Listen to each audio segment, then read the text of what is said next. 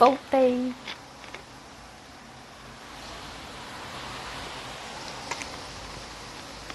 E meu nariz continua coçando. Bem na pontinha. Sim. Alguém tinha falado aí do açúcar, do leite, do glúten, né? O que acontece? Cada indivíduo é um indivíduo. Ela me passou uma lista de exames assim para fazer, para ver hormônios, várias coisas. Porque às vezes aquilo que eu posso ter sensibilidade, outro pode não ter sensibilidade, né? Então a gente não pode, senão a gente vai tentar colocar todo mundo na mesma caixinha. E não é assim, cada indivíduo é um mundo em particular. Então fazer a investigação é importantíssima, né? Eu não tenho restrição alimentar em questão de... Vai postar o vídeo da live? Sim, eu vou colocar no YouTube, tá? Gente, eu tô colocando os vídeos no YouTube do jeito que tá. Não vou...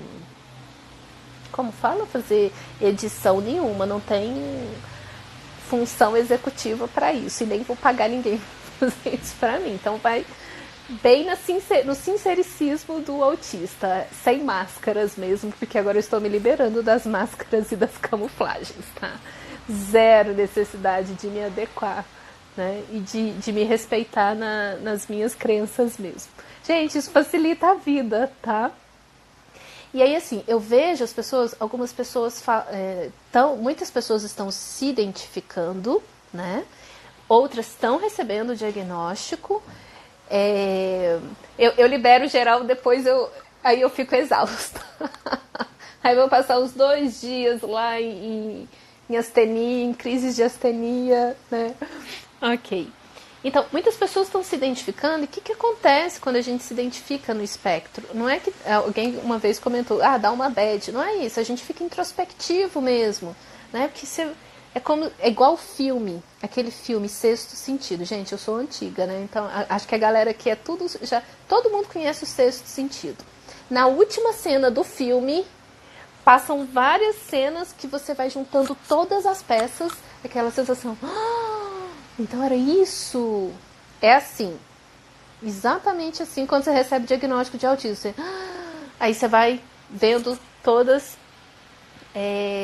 as cenas assim, vai fazendo todos os sentidos.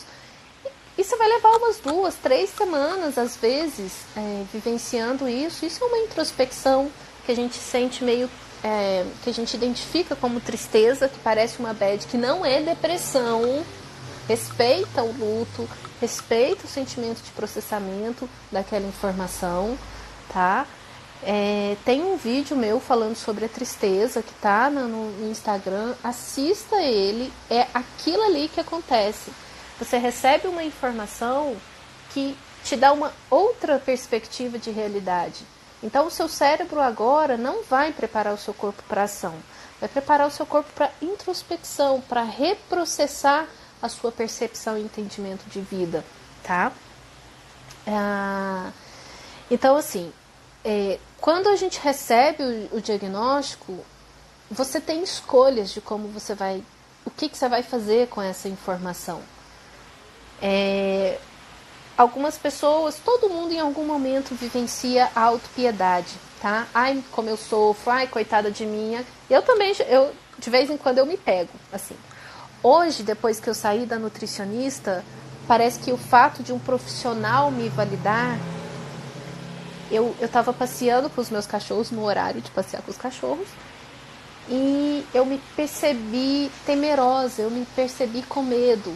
Gente, será que eu vou dar conta de executar as coisas que eu preciso? Estou recomeçando profissionalmente aqui em Goiânia. Será que eu não vou falhar? Aí começa a vir umas inseguranças infantis, né? Só que hoje já tem recursos do meu adulto, né, de informações do meu cérebro que acolhem essa criança. Sim, eu estou com medo. Sim, eu percebo a minha fragilidade. Sim, mas eu também tenho recursos. Eu já fiz coisas muito incríveis na minha vida. Então, a gente oscila mesmo, né? Então, Paty, aí são coisas muito...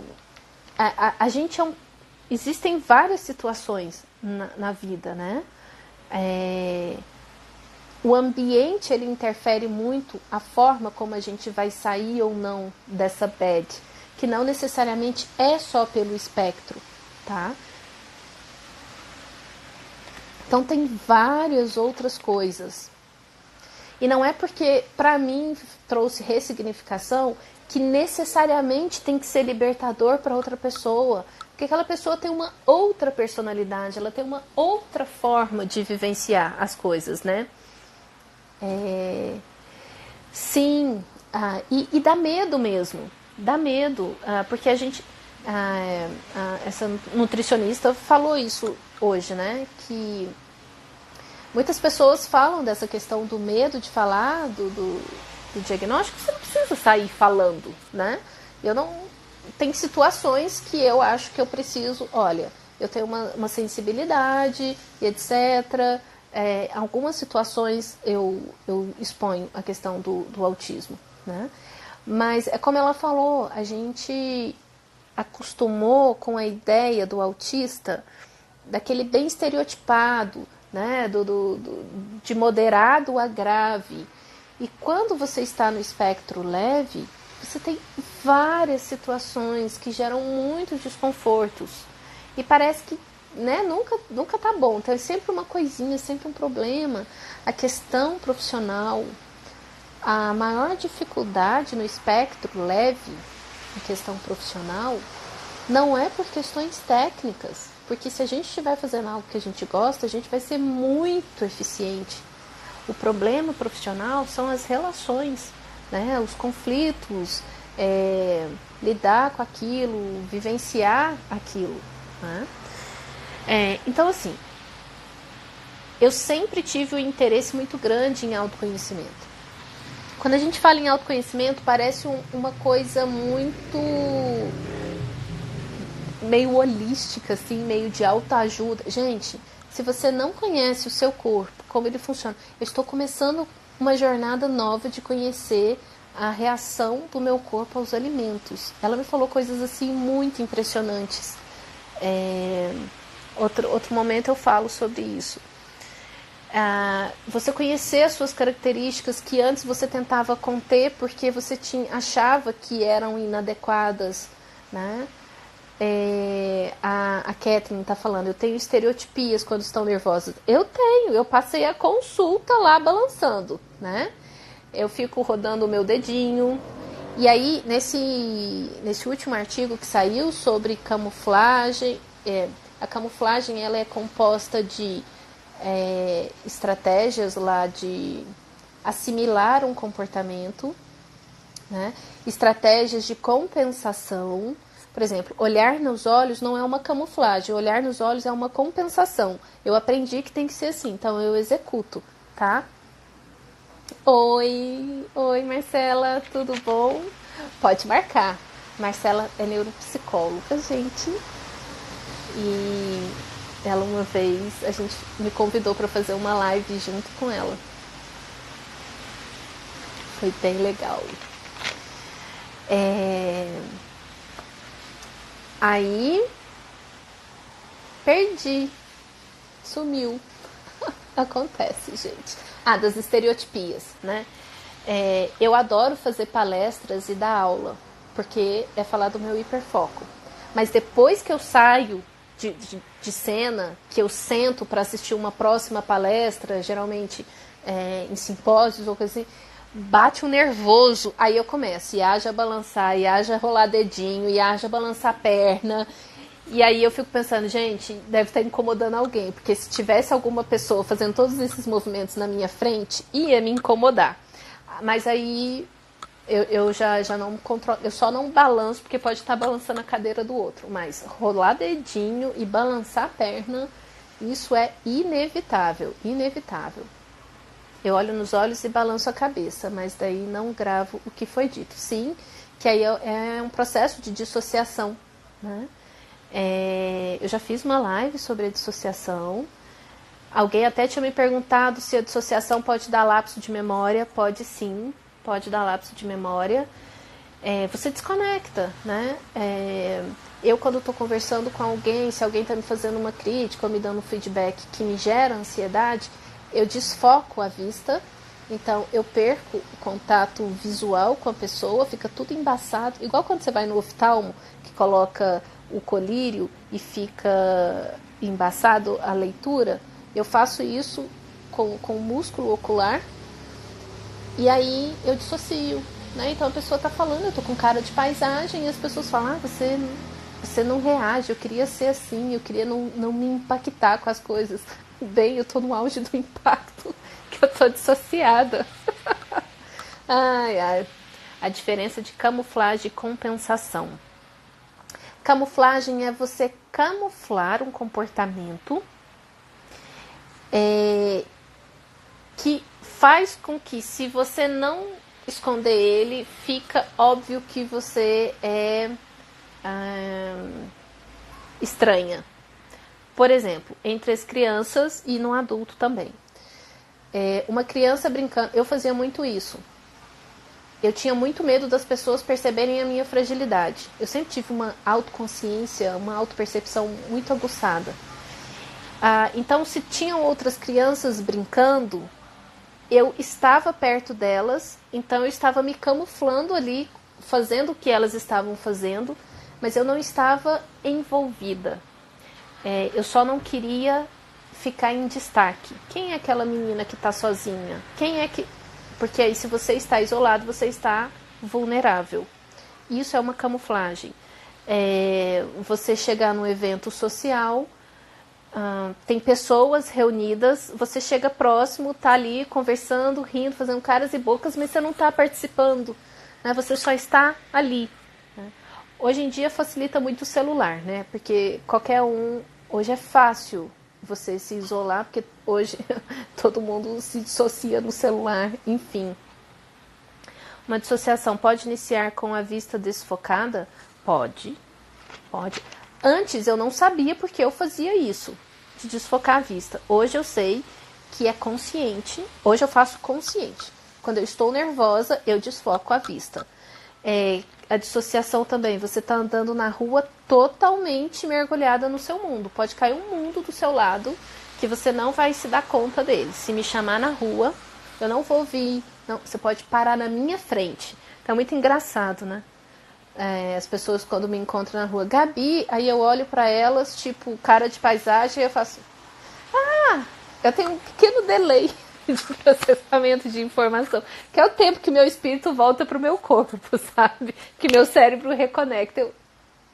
Sim, eu custo processar a informação de quando eu encontro alguém na rua, assim. E pode ser pessoas muito conhecidas, tá?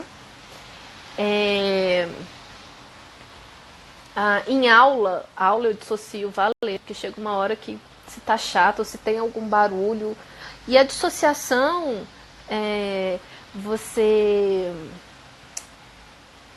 O problema da dissociação é que quando você não conhece ou não sabe que ela funciona, como ela funciona, você tem medo. Alguém falou, né, na live da dissociação que eu fiz. Eu tenho medo às vezes de dirigir porque eu não percebo como foi que eu cheguei até... Sim, quando você não entende como funciona a dissociação, ela pode ser ansiogênica. Mas quando você entende, é um mecanismo natural do cérebro de proteção. E a dissociação é muito confortável. O que os profissionais não sabem, quem não é do espectro, e assim, estamos contando para eles agora, a dissociação, ela não é desconfortável para a gente. A hora que a gente está dissociado, a gente está em conforto, está protegido, está muito confortável. O retorno da dissociação, ele pode ser desconfortável, porque aí é o impacto com o mundo real, né? Com estímulo. Enfim, sempre quis conversar com alguém sobre a estratégia de desfocar. Sim, eu ensino, Camila, para os meus pacientinhos, para os adolescentes a desfocar. Isso me salvou no mestrado, quando a gente está recebendo críticas. Eu dissocio, pode bater à vontade, que eu nem estou aqui, não é comigo. Gente, aí é isso, sabe? Hoje, a maior parte dos meus pacientes são do espectro. E quando eu comecei a querer a falar,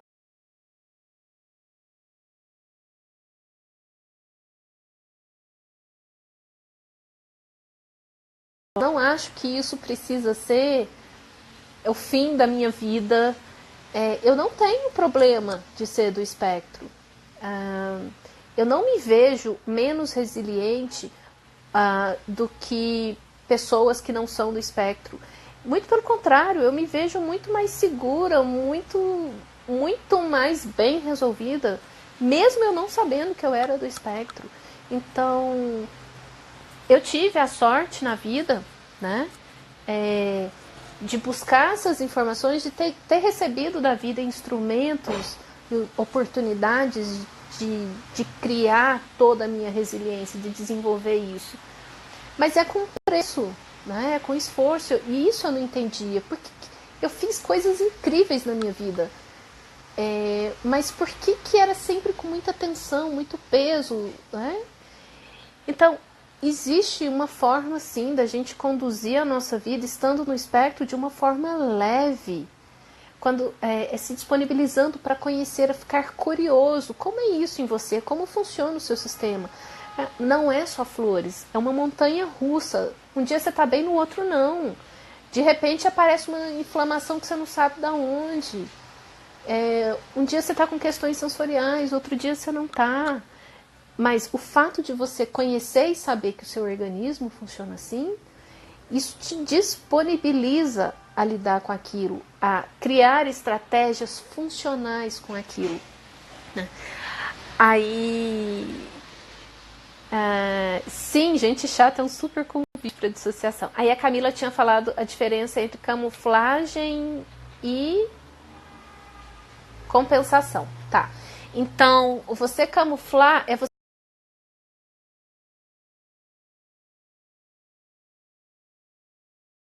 verde, preto e marrom. Ele está camuflado, ele não se destaca ali. Né? Então eu falava, eu sempre quis passar despercebida, sempre. O meu sonho de infância era ser invisível. Né? Na Marinha, eu falava, a gente brinca, ser parede, né? Se camuflar na parede. E a compensação é você compensar uma dificuldade. Por exemplo, dificuldade de olhar nos olhos. O que eu faço? Eu compenso isso de alguma forma, tá?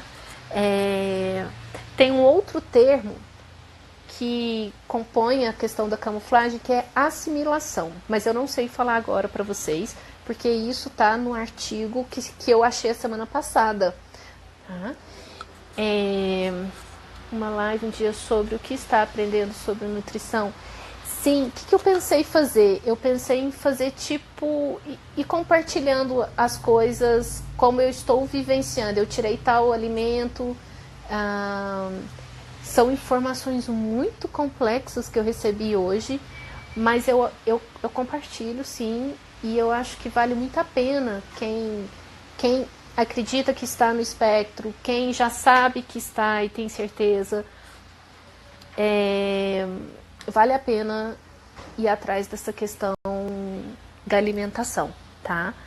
É muito... Eu tô impactada ainda com a consulta que eu tive.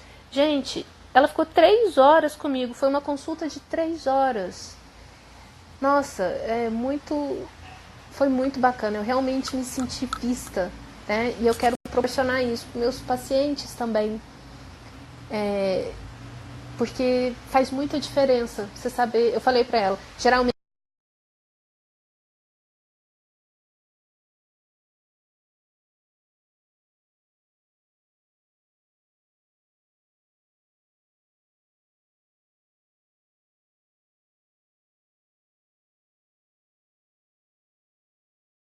na mente, porque eu achei um espaço onde eu posso dar vazão pro meu hiperfoco.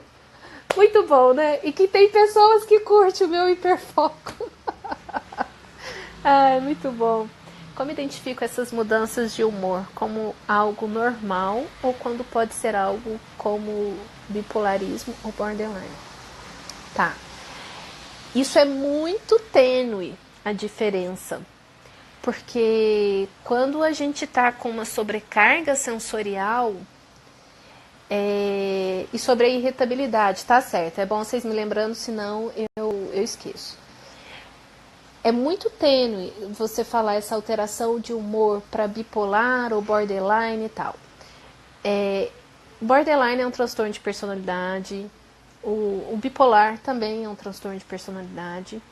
E aí isso pode ser comórbido, sim, ao espectro, tá? As questões do espectro vão estar muito relacionadas, principalmente no espectro leve, às questões sensoriais. Já existem alguns artigos apontando que o sensorial ele não é integrado, como eu falo, não é uma característica do espectro, mas sim a base do espectro, tá? Porque pela questão sensorial, a inflamação do organismo, e é onde a alimentação vai estar diretamente relacionada a isso, o seu sistema cerebral, sistema nervoso, pode entrar numa sobrecarga a ponto de você ter descontroles comportamentais importantíssimos. Só que alteração para bipolar, um paciente em mania, é muito característico. Você não tem dúvida de que aquele paciente está em mania, porque ele está muito desorganizado. Ele tende a gastar dinheiro que não tem, assim, tipo, comprar um carro, entendeu? Imagina você ir na loja agora comprar um carro, você não pode. Pode ter ativações sexuais, então uma necessidade de atividade sexual intensa e de risco. Um paciente meu, um exemplo, ele começou a entrar em mania e aí ele passou a noite lavando a cozinha da casa dele e os familiares percebendo que aquilo não estava, né? E não dormia e vamos fazer, a mão machuca. Então, um paciente em mania é muito clássico, sabe? Muitas vezes, como é sensível, assim, às vezes quando uma pessoa do autismo entra numa questão sensorial importante, de ativação importante, ele pode ter uma inquietação muito grande, mas que saindo da questão sensorial, ele vai diminuir aquilo, né? Quando eu estou em sobrecarga sensorial, olha quem chegou, o Arthur. Inclusive, o Arthur, ele me provocava sobre questões sensoriais. E agora eu sei te falar, Arthur, por que quando você colocava o seu relógio com aquela luz, aquele refletor nos meus olhos, aquilo me irritava profundamente, me incomodava. Porque eu tenho sensibilidade à luz, que é do transtorno sensorial, tá? Então, na sobrecarga sensorial, a gente pode ter essa desorganização comportamental a ponto de ter alucinações. O que são as alucinações? Você ter alterações de percepção auditiva, ouvir coisas que as outras pessoas não estão ouvindo, barulhos, tinidos, enfim. Ver a luz piscando quando ela não está piscando, ou movimentos perceptivos que a parede está mexendo. Aquilo ali fala que seu sistema nervoso está extremamente ativado. E não começou dali. Às vezes uma questão sensorial, ela vem, só vai aumentando.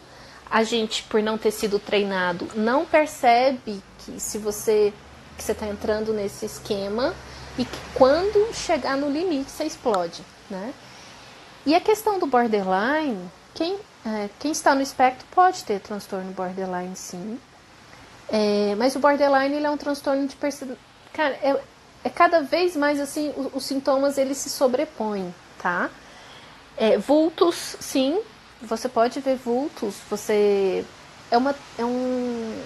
toda a sua sensorialidade, sentir bichinhos andando na pele, quando a gente está sobrecarga sensorial, pode acontecer isso também. Por isso que muitos pacientes foram diagnosticados com esquizofrenia. Eu tinha um paciente que tinha um diagnóstico de esquizofrenia, mas não é. A sensibilidade à luz não é que ela é uma característica do autista. A característica é o transtorno sensorial. E o transtorno sensorial, ele tem essa questão de você ser sensível em todos os sentidos. Luz, barulho. Por exemplo, eu moro no primeiro andar e é bem pra rua a janela. Tá chovendo e os carros ficam passando. O barulho de carro passando, esse barulho ele vai me ativando, vai me irritando profundamente. Mas, o que acontece? Isso pela sensibilidade sensorial. Uma pessoa que não é do espectro também pode ter transtorno sensorial, tá? O que faz com que o diagnóstico diferencial entre o autista e o não autista mas eu tenho transtorno sensorial, mas eu não tenho a dificuldade social. Só que se o seu transtorno sensorial está piorando, você não é do espectro. Você não é do espectro, você tem o transtorno sensorial e o seu transtorno sensorial está aumentando por estresse, por inflamação orgânica, enfim. Por essa razão, você pode começar a apresentar características sociais, dificuldades sociais, porque o social é extremamente cheio de estímulo, aquilo é muito desconfortável. Tem barulho, vozes das pessoas conversando, barulhos nas ruas, luzes. Então você começa a evitar comportamentos sociais, porque você vai se tornar intolerante. Mas você organizando a sua questão sensorial, você volta no seu social normal. Por exemplo, a depressão. Também um dos sintomas da depressão é o isolamento social. Tá? Mas qual vai ser a diferença? No espectro, a pessoa sempre teve a dificuldade social. Ela sempre tentou se encaixar, sempre teve uma sensação de inadequação, ainda que ela não expresse. Ninguém fala que eu sou tímida, já na adolescência isso aparecia mais, mas eu disfarçava, isso é camuflar, tá, Camila? Eu disfarçava a minha timidez, porque eu tinha medo das pessoas perceberem que eu era tímida. Então, essa é a diferença de quem está no espectro e quem não está. Pelas inflamações orgânicas que a gente sabe que se tem hoje, pelo estilo de vida que a gente criou, de estresse excessivo, alimentação inadequada, etc, etc, muitas pessoas podem vir a desenvolver a sensibilidade alimentar e a sensibilidade sensorial, tá? Socializar e atenção constante, Kathleen. Isso não passa, tá? Isso não muda. O que muda é o fato de você não ter medo do seu desconforto nas situações sociais. Então, você fica tensa. Eu fui num curso, né, em São Paulo. Cara, eu tava super tensa, eu tava ansiosa, mas é aquilo, meu organismo reage àquilo. E eu já sei que eu tenho recursos para lidar com aquilo, então aquilo não me desorganiza. Mas eu sei que quando acabar o curso vou precisar de um tempo, porque foi uma sobrecarga de energia muito grande, né? O desconforto ele não deixa de existir, tá? Então, nunca um tratamento ou um acompanhamento vai ser a título de zerar o desconforto, tá? Social, mas é de você entender que existem recursos, existem estratégias que facilitam essa situação.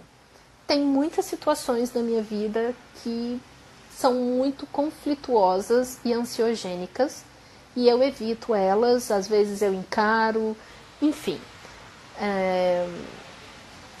Eu continuo não conseguindo organizar alguns conflitos sociais, assim, de pessoas, continuo com esse movimento de romper com as pessoas, mas tudo é um aprendizado, só que hoje eu sou mais generosa. A diferença, o que me trouxe saúde emocional, é essa autogenerosidade, essa autocompaixão, de entender que eu quando isso acontece, não é porque eu sou uma pessoa má, não é porque eu não me preocupo com o outro, é porque eu não tenho recurso para lidar com aquilo, tá? Então aí a gente vai para um processo de autocuidado, certo? Que mais que alguém tinha perguntado? Compromissos que dá conta, pega mais. A gente faz isso. Pensamento constante de superpoderes e pega. Exatamente. Isso é uma coisa que eu tenho aprendido a falar não. Eu não sei se eu respondi aí essa questão de mudança de humor. E aí, assim, eu sempre tive mudanças de humor. Eu tenho momentos super sociáveis e de repente eu fico super fechada e calada e com pressa de ir embora, enfim. Hoje eu já sei que isso acontece quando eu estou começando com alguma carga sensorial. Então hoje eu já sei identificar essa carga sensorial. Para os pais que têm filhos, crianças e adolescentes, super vale a pena ler sobre transtorno sensorial. Tem um livrinho, deixa eu mostrar aqui, peraí.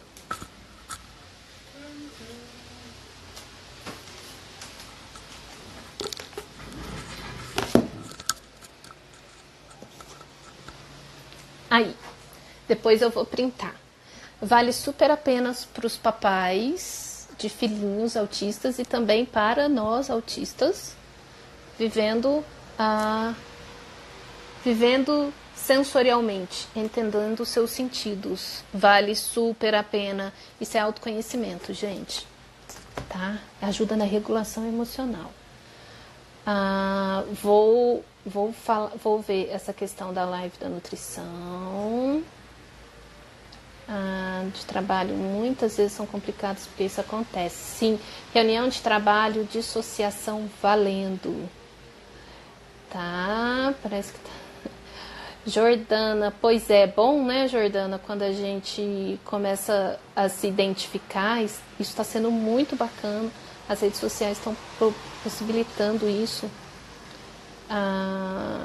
Depois eu falo melhor sobre camuflagem e compensação. Alguém tinha perguntado alguma coisa que eu não tinha falado. O que era, gente? Astenia. O vídeo eu vou postar.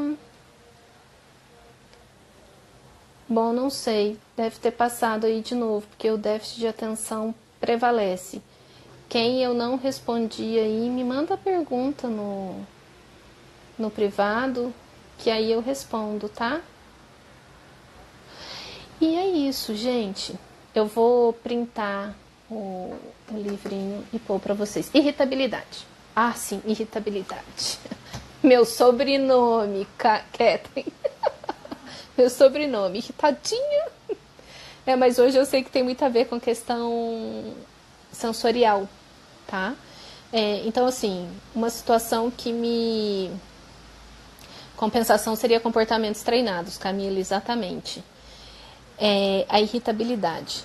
Então, assim, eu posso estar super bem-humorada, aí supermercado, vou no supermercado. Cara, eu vou sair de lá pilhada e quem eu encontrar na minha frente e que gerar algum conflito, eu vou ter um comportamento impulsivo, eu vou falar alguma coisa. Se eu estiver no trânsito, eu vou ter um comportamento bem agressivo no trânsito. Nervoso mesmo, irritabilidade, sabe? Só que eu não xingo, Arthur. Eu falo seu grosso, né? Eu acho... Meu cérebro não processa palavrões, gente. Eu sou uma irritada elegante, tá? Eu sou a versão elegante da irritabilidade, ok? Sem luz, me irrita profundamente. Eu troquei as luzes da minha casa, coloquei luzes amarelas. As luzes irritam profundamente. Acontece muito, por exemplo, eu tô fazendo a live aqui com vocês e a janela tá bem aqui. Tem o vidro e tem uma luz lá do outro prédio. E tem uma árvore que está balançando e ela some a luz, volta a luz, some a luz, volta a luz. Cara, isso me irrita, isso vai me irritando. Se eu estiver no social, eu vou querer mudar de lugar, vou mudar de posição, vou ter pressa de ir embora. Então, hoje eu sei que hoje eu sei que essas questões, assim, antes eu me sentia muito mal porque eu era uma pessoa intolerante. Eu fui num restaurante com a minha mãe e aí tinha umas crianças brincando e ela esbarrava na cadeira que estava na minha mesa lá e aquela... Gente, crianças produzem muitos decibéis. Meu Deus! Imagina uma criança com sensibilidade sensorial na escola, na hora do recreio. Né? Por isso eu era tão irritada na escola. Era muito barulho, muito desconfortável. Né? Aeroporto. Nossa, aeroporto eu sou a pessoa mais intolerante possível, porque é um ambiente extremamente aversivo para mim. Eu me sinto muito irritada. Pessoas, barulhos, pessoas falando alto. Eu comprei um fone de ouvido com abafador de ouvido. Resolve. Diminui a sensibilidade, assim, de 90% de ativação, você vai para 60% e fica confortável. É muito bom, aqueles ruidinhos, sabe? Voz de criança. Pois é, eu lá no ambiente com a minha mãe, aí eu tirei a cadeira, assim, brava, sabe? Tirei, coloquei lá em outra cadeira, os pais da criança me olharam assim, a minha mãe falou, nossa, como você é intolerante. Eu falei, não mãe, mas ninguém faz nada, não tá vendo que essa criança... Então, situações que eu pensava, gente, ninguém tá se incomodando? Não, ninguém tá se incomodando, só eu estou me incomodando. Voz de criança é desesperador, gente. Casamento vezes autista. Tem muitos conflitos conjugais pela falta de informação por parte dos familiares. Tenho que processar melhor esse comentário seu, Kathleen. Ontem fui mudada de lugar no voo por causa de criança. Pois é, voo. Fone de ouvido com abafador de som. Gente, assim, gratidão para quem inventou isso, tá? Casamento versus autista. Tenho muitos conflitos conjugais pela falta de informação por parte dos familiares. Sim, ótimo, entendi. O tic-teca não manivela, gente. Até processar a informação escrita é um problema. Por isso, Kathleen, que é uma jornada em que a gente faz pra gente se conhecer e você ensinar eles, tá? Eles não têm a obrigação de saber, porque essa informação vai ser dada para eles a partir do que a gente vai vivenciando, porque nem a gente sabe expressar, nem a gente sabe explicar. Isso eu comentei com vocês que está sendo uma experiência nova para mim. Agora que eu estou entendendo melhor essas coisas, eu consigo falar para as pessoas que eu estou irritada, que não é com ela, mas que determinada situação está me gerando uma ativação. Eu tenho mudado a expressão irritabilidade para ativação. Eu estou me sentindo ativada, né? Porque quando você fala irritada, parece que o outro está te fazendo alguma coisa que você está se sentindo irritada com o outro, né? E é uma ativação, tá? E a irritabilidade, essa mudança de humor, de uma hora para outra você está bem e você fica irritada, pode saber, tem alguma questão no ambiente, e não só no ambiente externo, no ambiente interno. Eu não sei se o Arthur ainda está aí, mas quem me conhece sabe que quando eu estou com fome, eu sou uma pessoa perigosa. Porque a sensação da fome me gera uma irritabilidade profunda. Né? Então, meu irmão, quando eu fico calada demais, que eu estou próximo do meu irmão, ele já olha e fala, você está com fome, né? Aí depois que eu como, eu fico super tagarela. Sim, pois é. Então, fome e sono. Eu com sono também sou igual criança chata. Sono e fome, eu sou irritada, eu sou impaciente, eu sou intolerante. Então, a irritabilidade ela pode ser causada não só pelo ambiente externo, luz, som, barulho, movimento, cores, como ela pode ser causada por sensação fisiológica interna, que é a interocepção. Interocepção é a nossa capacidade de sentir as nossas sensações internas, movimento dos órgãos, batimento, você sentir a sua pulsação, não é uma coisa que você tem que... A maioria das pessoas não sentem, mas geralmente no transtorno sensorial sente. E se você ficar com medo disso, você vai disparar adrenalina, que vai disparar mais ainda o coração e você vai ter uma crise de ansiedade. Então deixa o seu coração disparar, tá? Ele tem que disparar. Frio é extremamente desconfortável para mim. Eu tenho pacientes que têm intolerância ao calor e eles ficam extremamente irritados com calor. Então, cada pessoa vai ter um perfil sensorial diferente, tá? Eu fiz um mapinha para ajudar as pessoas a perceber o perfil sensorial. Eu vou printar e colocar. Eu não sei como faz. Seria bom se vocês tivessem como fazer download, né, desse material, mas eu vou printar e vocês fazem o de vocês aí tendo essas informações, tá? Anotando quando você tem ativação, você não vai conseguir anotar na hora da ativação, ok? Percebeu que você está sob sobrecarga sensorial, você tem que se autorregular, que é ir para o cantinho, ficar quietinha, seja no escuro, pedir licença para as pessoas. Percebeu que está irritando? Eu preciso de um momento. Vai para o banheiro, faz exercício de respiração, fica no quarto quietinha, encolhidinha, se reorganiza, tá? Ou então, se você tiver uma carga sensorial extrema, domingo eu estava extremamente sensível a tudo. A respiração do meu cachorro me incomodava.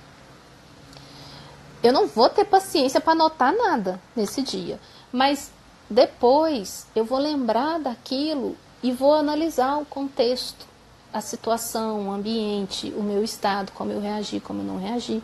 Então você vai aprendendo a perceber, a mapear as situações onde geralmente você se sente mais ativada, tá?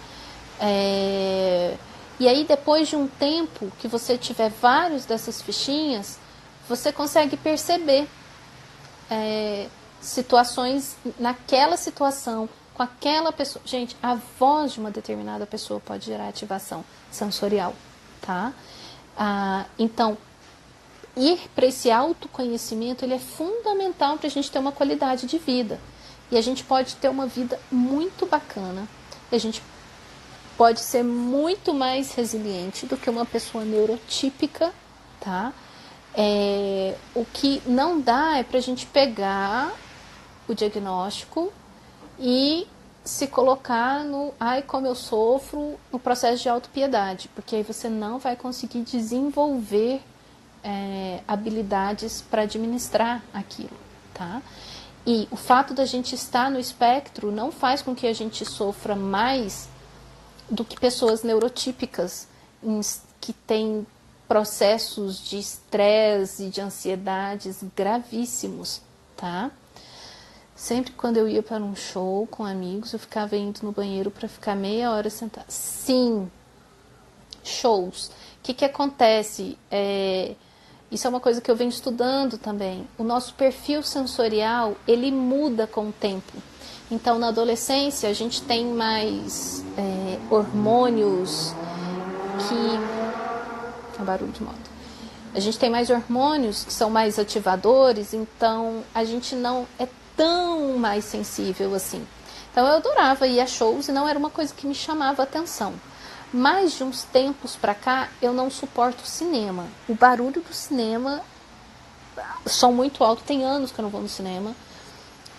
Recentemente eu fui num show, foi muito desconfortável. Falei, poxa, antes não era assim, mas o perfil sensorial muda porque a nossa estrutura corporal muda, a nossa fisiologia muda, tá? Quando eu não identificar nenhum fator externo e ainda assim ter mudanças de humor repentina, e quando eu não identificar nenhum fator interno e ainda assim... Então, nunca o repentino é do nada, tá? E nada vem do nada, o nada não existe. Minha frase da infância e da adolescência. Eu já estudava o nada, gente. Aos 10 anos eu já discuti o nada. Se você começou com uma mudança de humor repentina, isso não veio do nada. todo efeito tem uma causa, tá?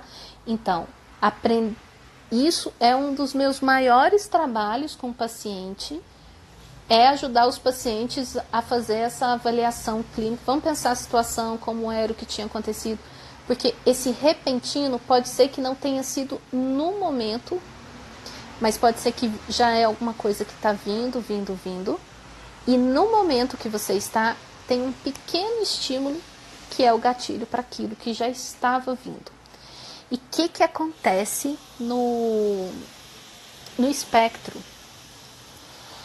A nossa vivência do desconforto é muito grande, então a gente tem uma tolerância para o desconforto muito grande. Nós somos muito sensíveis, mas a gente tem uma tolerância muito grande ao desconforto. Então, quando a gente entra em crise sensorial, assim, nessas mudanças repentinas, é porque a gente já está administrando alguma coisa há algum tempo, tá?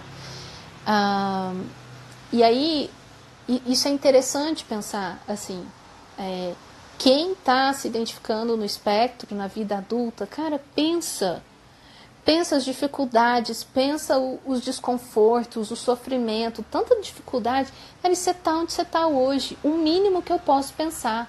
Você é muito capaz, porque mesmo sem saber, você foi criando suas estratégias, você foi se organizando com preço, claro, mas você está aí, sabe? Então, eu gosto muito de trabalhar com psicologia positiva e gosto muito de ver aquilo que a gente vai fazendo apesar de, tá?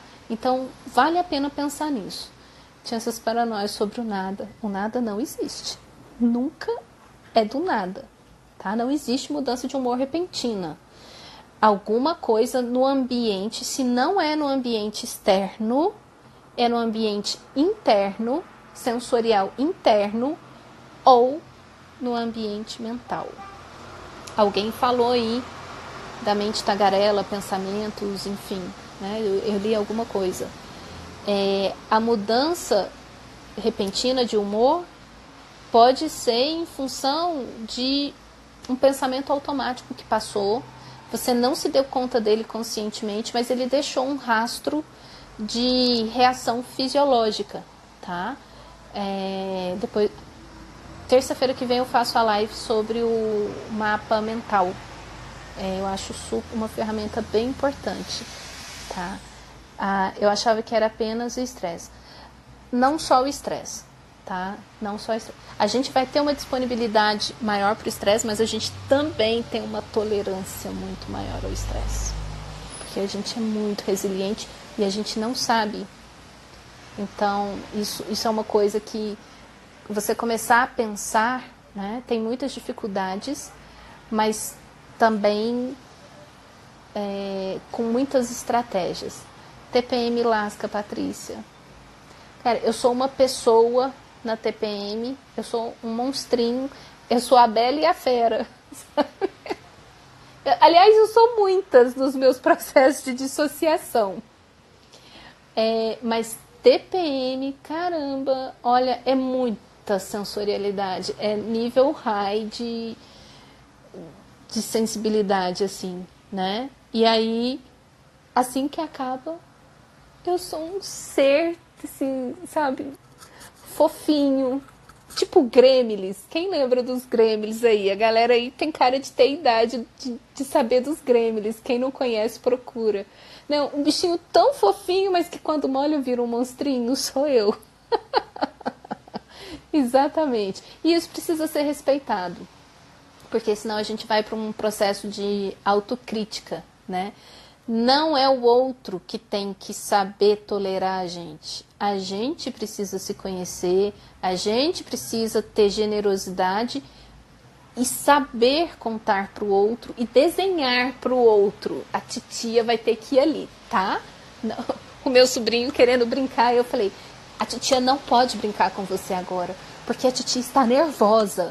Você já ficou nervoso? Já. Então, eu estou nervosa. Eu vou ficar quietinha, tá? Pronto, e tá. Né? É isso, gente. Então, quanto mais a gente conhece esse funcionamento, mais a gente sabe expressar para o outro. Isso facilita as nossas relações, certo? Muito bem. Terça-feira que vem, às 8. Agora eu vou começar a fazer às 8. Algumas pessoas me pediram por causa do horário, enfim. Tá chegando o trabalho, 7 horas e tal. Então, vou fazer às 8. E eu vou fazer sobre o mapa mental, para a gente entender toda essa dinâmica de comportamento, pensamento, sentimento e sensações corporais. Eu acho uma ferramenta bem importante, certo? E é isso, gente. Vou printar aí o mapa e aí vocês tentam ver se consegue acompanhar direitinho, tá bom? Beijo pra vocês. Até terça que vem.